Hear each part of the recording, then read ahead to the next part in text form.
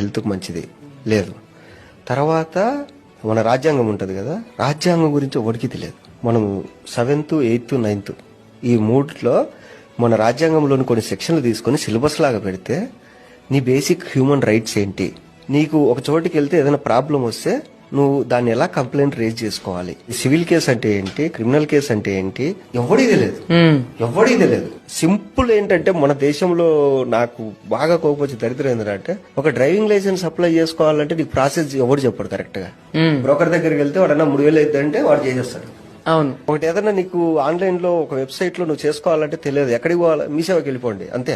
నువ్వు బీటెక్ చదివి ఉంటావు, మీ సేవలో చేసేటోడు ఇంటర్ చదివి ఉంటాడు, నువ్వు వెళ్ళి వారితో పని చేయించుకుంటావు. తెలియదు నీకు. మన గవర్నమెంట్ ఏం చేసిందంటే, జనాలు ఎడ్యుకేట్ అయితే ఫ్యూచర్ లో రాజకీయాలు దెబ్బతింటాయి కాబట్టి ఈ నా కొడుకులకు రాజ్యాంగం అంటే ఎందుకు తెలియకూడదు, ఒక గవర్నమెంట్ ప్రాసెస్ ఏంటో తెలియకూడదు, ఇది తయారు చేసి పడేసి.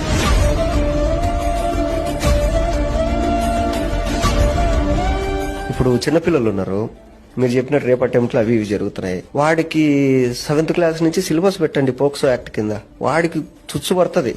అరే మనం వెళ్ళి పొరపాటున ఒక అమ్మాయిని గెలుకుతే మనం 7 years జైలు వేస్తారంటరా అని ఒక భయం వాడికి ఏర్పడితే వాడు ఎందుకు వెళ్తాడు? నువ్వు ఎప్పుడు చేస్తున్నావు? వాడికి ఏమీ తెలియకుండా వాడు తప్పు చేసినప్పుడు తీసుకొచ్చి వాడి మీద సెక్షన్ 320, సెక్షన్ 240 అని చెప్తే వాడికి ఆ సెక్షన్ కూడా తెలియకుండా నువ్వు తీసుకెళ్లి జైలు వేసేస్తావు. వాడు తప్పు చేసిన తర్వాత సెక్షన్ గురించి తెలిసిన తర్వాత నువ్వు ఎడ్యుకేట్ చేస్తున్నావు. అంటే మన వాళ్ళు ఎట్టుంటారంటే, చనిపోయిన తర్వాత భగవద్గీత తినిపించినట్టు చచ్చిపోయిన శవానికి వాడు తప్పు చేసిన తర్వాత నువ్వు సెక్షన్లు ఎక్స్ప్లెయిన్ చేస్తున్నావు. వాడికి తప్పు చేయకముందు నువ్వు సెక్షన్లు చెప్తే వాడు తప్పెందుకు చేస్తాడు? ఎడ్యుకేషన్ సిస్టమ్ లో ఫిజిక్స్ లో అలా అయింది ఇలా అయింది, సైన్స్ లో దీని షేప్ ఎలా ఉంటుంది, దాని అవి కాదురా తెలియాల్సింది.